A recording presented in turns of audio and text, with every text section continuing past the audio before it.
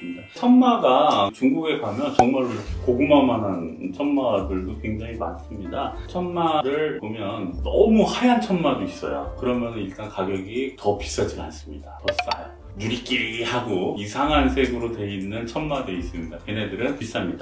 그래서 왜 그러냐 이렇게 봤더니 너무 하얀 거는 표백이 된 거예요.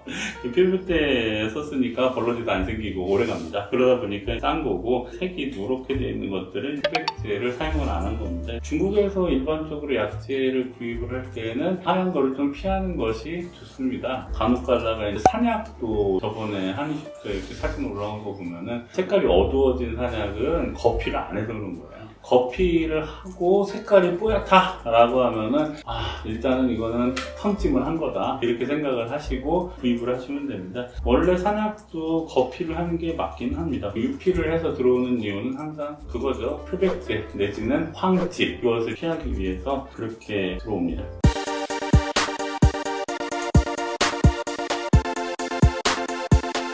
천마라는 약이 굉장히 재밌는 약이에요. 흥분도 시키면서 매운맛이 있어서 흥분도 시키거든요. 흥분을 시켜서 혈관을 확장을 시켜주는데 희한하게 끝난 다음에 수축을 시켜줍니다. 흥분성 진정제다 제가 이렇게 얘기를 하는데 한약 같은 경우는 그런 경우가 많죠. 마흔 같은 경우도 발환을 시켜주는데 결과적으로 발환을 한 다음에 이게 진정을 시켜주는 그런 작용도 같이 하거든요. 그러다 보니까 마황, 마황근 이렇게 사용을 한 건데 요즘은 마황근이 독성이 나오는 바람에 영입이 완전히 중단이 됐습니다. 마황근하고 구소맥을 같이 해가지고 지안제로 많이 사용을 했었는데 지금은 마황근 자체가 수입이 안 되니까 수입 안 되는 품목에 걸리면 몇 년은 수입이 안 돼요.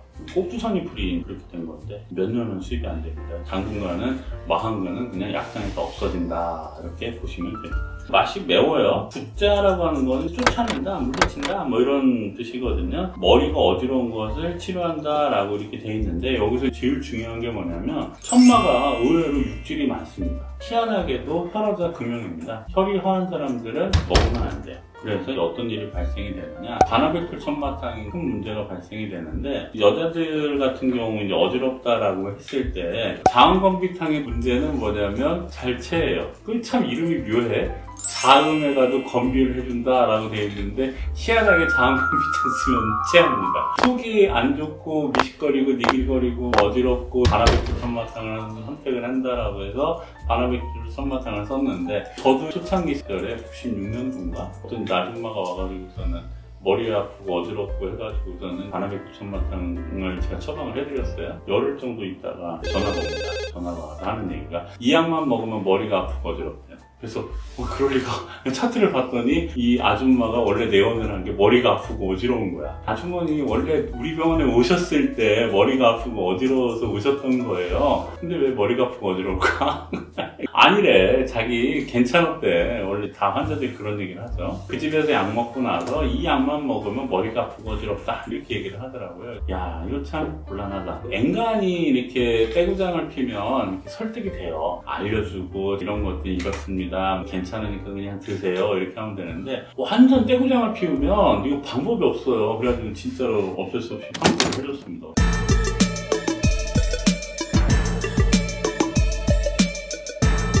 왜 그런가 이렇게 봤더니 처음에는 이게 맞았던 거예요. 약을 갖고 왔을 때 설명을 들어보니까 진짜로 머리가 아프고 어지러운 거 맞아요. 속도 안 좋고 바나베톨 천마탕을 썼는데 한 열흘 정도는 좋았다는 거야. 열첩 넘어가니까 그 다음부터는 이 약만 먹으면 머리가 아프고 어지러운데 이 약을 멈추면은 머리가 안 아프다는 거예요. 아, 여기서부터 드디어 혈로에 빠졌구나 라는 생각이 들더라고요. 바나베톨 천마탕을 치료할 때 제일 좋은 가감은 뭐냐면 녹용입니다.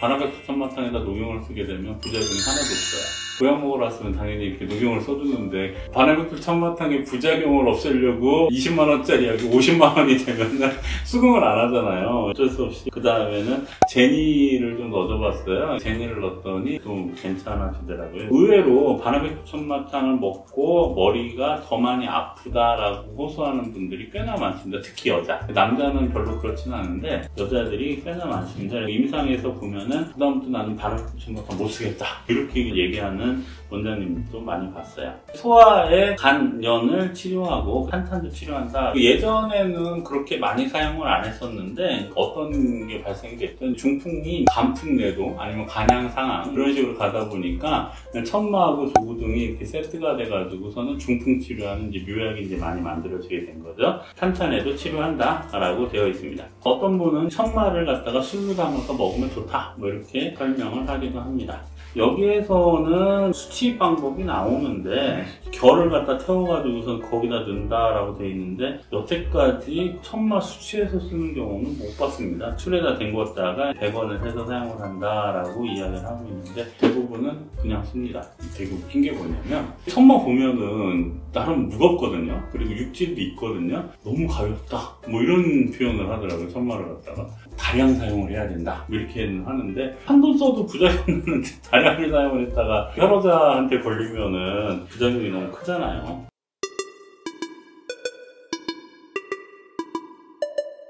내로부터 바깥으로 나가는 약이다 라고 이야기를 합니다. 아까 얘기했듯이 매운맛을 가지고 있어서 안에서 또 바깥을 확 열어주는 작용을 해요. 근데 열어주고 나서 수축을 시켜줍니다. 안 그러면 계속 열리면 중풍에 못 쓰죠. 만약에 혈압 같은 거 있다라고 하면은 천마가 중풍을 치료하는 되게 묘약인 것처럼 돼 있는데 계속 열어진다라고 하면은 이게 터져버리죠. 열었다가 이렇게 수축, 긴장을 했다가 흥분도 시켜주고 긴장도 해주는 흥분성 진정제 이런 식으로 이야기를 하고 있습니다. 혹시 천마에 대해서 궁금한 점?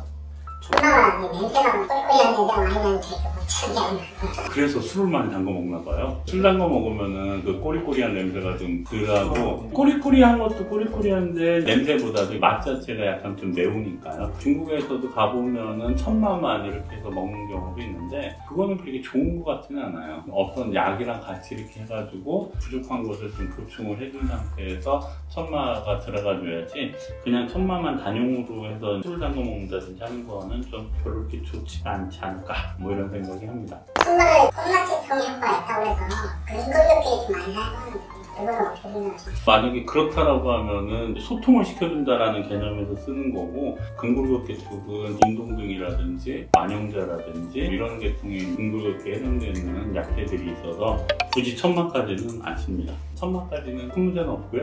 다른 질문 없으면 적전으로 넘어가는데 어차피 적전은 유통이 안 됩니다. 적전은 유통이 안 돼요. 원지 소투도 그런 건데 고사에 그런 얘기가 있어요. 출사를 하시기 전에는 원지 뜻을 멀리 해가지고서는 담대한 포부를 가지고 있어서 그런 거 있잖아요. 요즘 한참 대통령 선거 하잖아요. 내가 대통령이 된다면 뭐 협회도 마찬가지죠. 뭐 내가 협회장이 된다면 이렇게 해서 하는데 막상 출사를 해가지고서는 관직에 올라가게 되면은 쪼그라들죠.